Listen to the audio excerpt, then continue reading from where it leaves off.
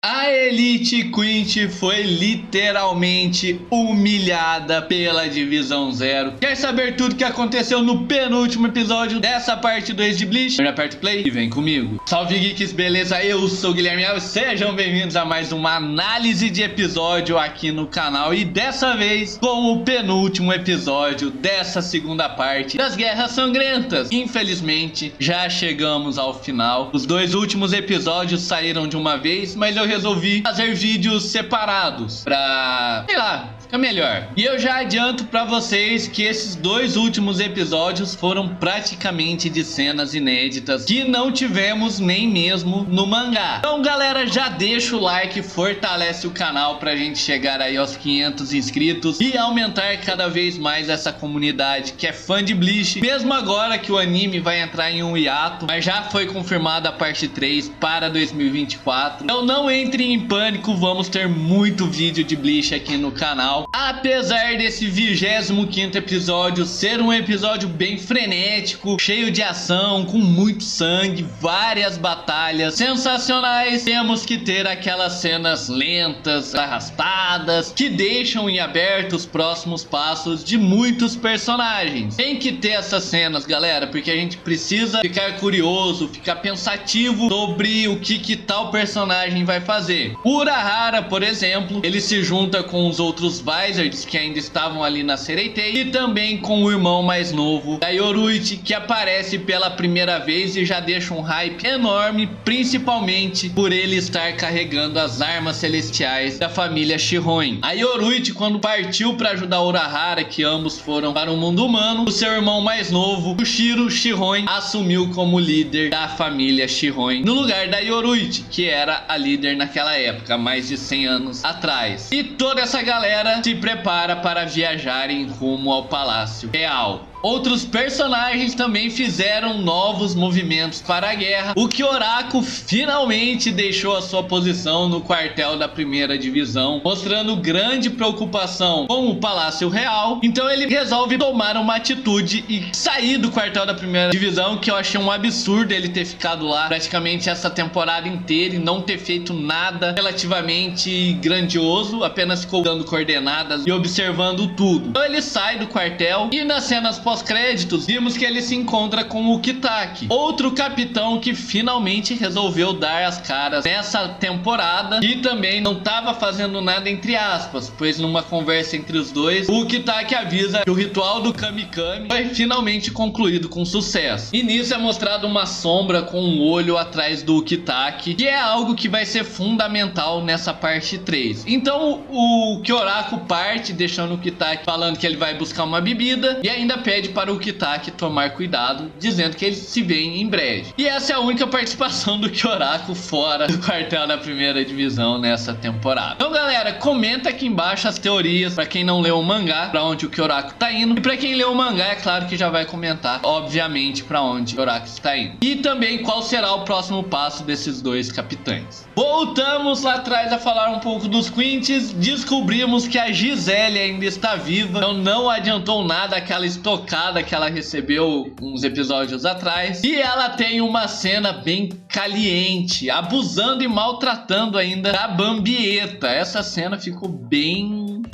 Enquanto isso, vimos o Besbi e a Ariritoto se revoltando muito contra o Yhwach, que finalmente usa o seu Ausvallen, mandando de base e tomando os poderes de todos os Quints remanescentes na Sereitei. Mas galera, calma, espera um pouquinho, que mais na frente desse vídeo a gente fala com mais detalhes sobre essa técnica grandiosa do Yhwach. Porque de fato, definitivamente, o foco desse episódio foram as batalhas. Não tem como fugir disso. Ishibei versus Yhwach e a Divisão Zero contra a Elite Quint. E meus amigos, galera, você que é fã de Bleach assim como eu, estava esperando muito mesmo tudo isso que aconteceu nesse episódio e também no episódio seguinte. Pô, mano, eu confesso pra vocês, eu fiquei empolgadaço do que vai acontecer na parte 3 e 4, porque deixou deixou completamente em aberto tudo que pode vir daqui pra frente. E por mais que já tenhamos um mangá com os acontecimentos definidos, literalmente nada impede que o mangá siga um outro caminho. Pode ser que seja exatamente igual ao mangá? Pode, galera. De forma alguma eu estou afirmando que vai ser diferente, mas deixou um pinguinho de esperança de que as coisas podem ser diferentes aí nessa parte 3, que já tá confirmada, e talvez numa parte 4. Vamos aguardar, não vamos tirar conclusões precipitadas. Eu sei que você que tá assistindo aí, que já leu o mangá, já sabe o que vai acontecer, mas vamos com calma, vamos esperar. Eu mesmo não botava fé que ia ter todas essas mudanças entre Divisão Zero e a Elite do Rei, e realmente me surpreendeu demais. Então, para comentar aqui o resto do episódio, eu vou dividir em duas partes. Vamos começar com Ishibei versus Yurrabarra, depois a gente fala das elites enfrentando. O monjão Ishibei logo de cara já manda a real pra cima do Yurrabarra, literalmente uma palmada na cara do Rei Quint, igual aquelas mães quando tão brava com o filho e vem dando aquelas palmadas na bunda que arde até a alma, e foi exatamente isso que aconteceu no início do combate. E como se uma palmada não bastasse, foram logo duas. Além do mais, o próprio Ishibei arrancou o dom da fala do Rei Quint, porque o Yurrabarra tava mencionando o nome do Ishibei sem se preocupar com nada. Só falava lá, Ishibei, Ishibei, Ishibei, e tá aí, perdeu a voz. Mas é claro, né, galera, numa luta de tão alto nível como essa, isso aí não passa de um aquecimento para que realmente a luta comece. Claro, óbvio, são dois dos mais poderosos personagens do anime. O Yurrabarra ainda abusa muito de molecagens, mesmo já estando com uma idade avançada, e ele usa uma de suas flechas perfurando seu próprio corpo e causando, mesmo que leve, um ferimento no Ishibei. E é a partir daí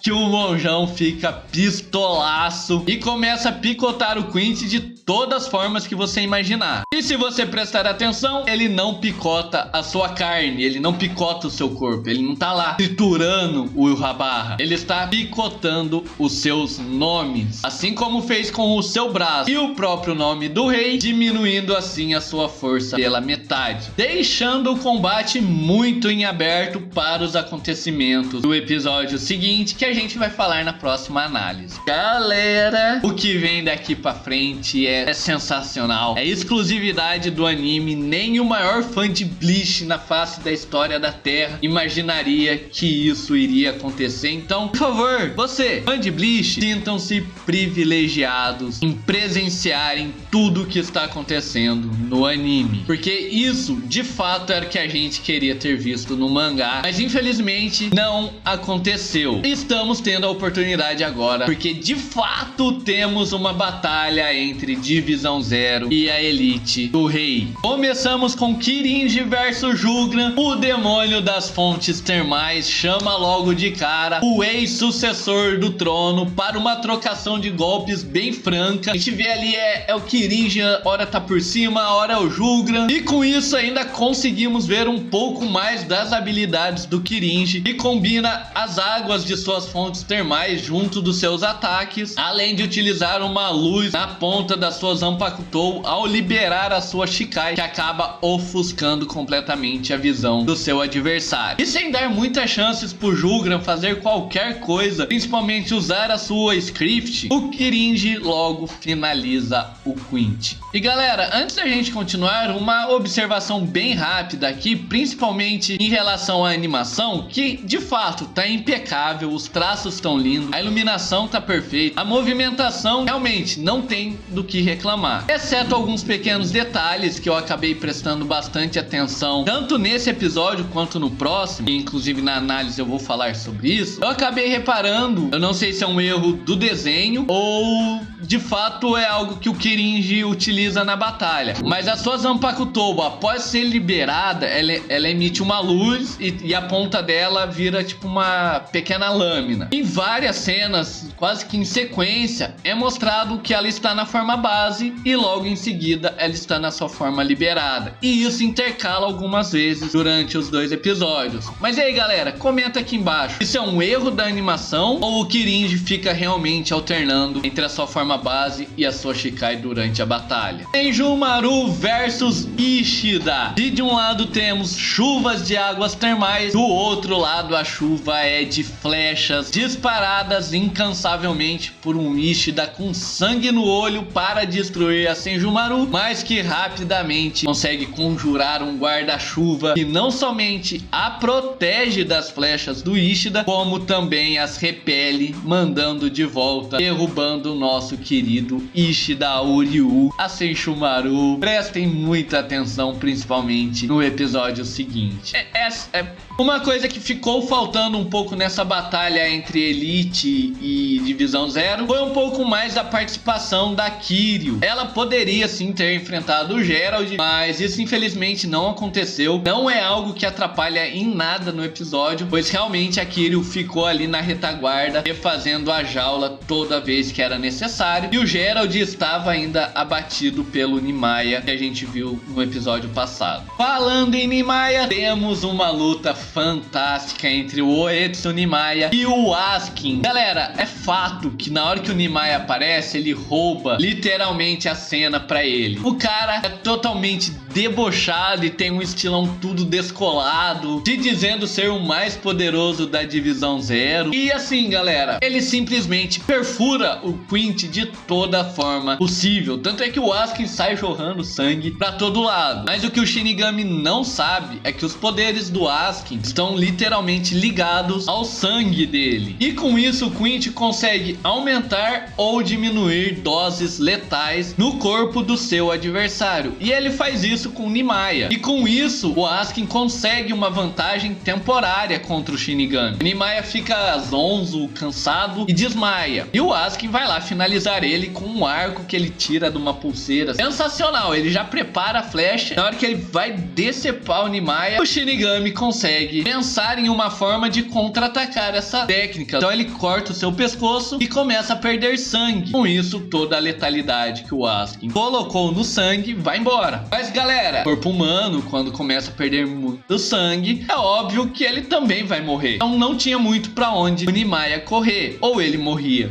com o Askin, ou ele morria por perder muito sangue. Mas é nesse momento que entra Tenjiro Kirinji e com a sua fonte termal vermelha, ele rapidamente troca todo o sangue do Nimaya. E com isso o Shinigami manda um belíssimo hit kill pra cima do Quint. Nessa parte eu vou fazer uma outra observação e inclusive eu fiquei raciocinando aqui. Ao mesmo tempo que não faz sentido, tem que fazer sentido, porque senão não ia se encaixar nos poderes do Askin. Isso é em relação ao sangue do Nimaya. Porque se a gente for parar pra pensar, Shinigamis são almas, são espíritos, né? E não faz sentido nenhum eles morrer por falta de sangue no corpo. Uma alma, um espírito, como eles são, não deveriam ter esses aspectos humanos para morrer ou não. Mas enfim, é só uma observação boba mesmo, que se a gente for parar pra pensar, né, não faz o menor sentido ter elas no anime ou não. É só um detalhe mesmo, bobo, que acabou passando pela minha cabeça e eu quis registrar aqui no vídeo. Então, galera, é exatamente isso que vocês viram. A Divisão Zero surrou bonito a Elite do Rei. E o Yhwach lá em cima, perdendo para o Ishibei, e a sua Elite completamente derrotada pela Divisão Zero, ele usa o seu Power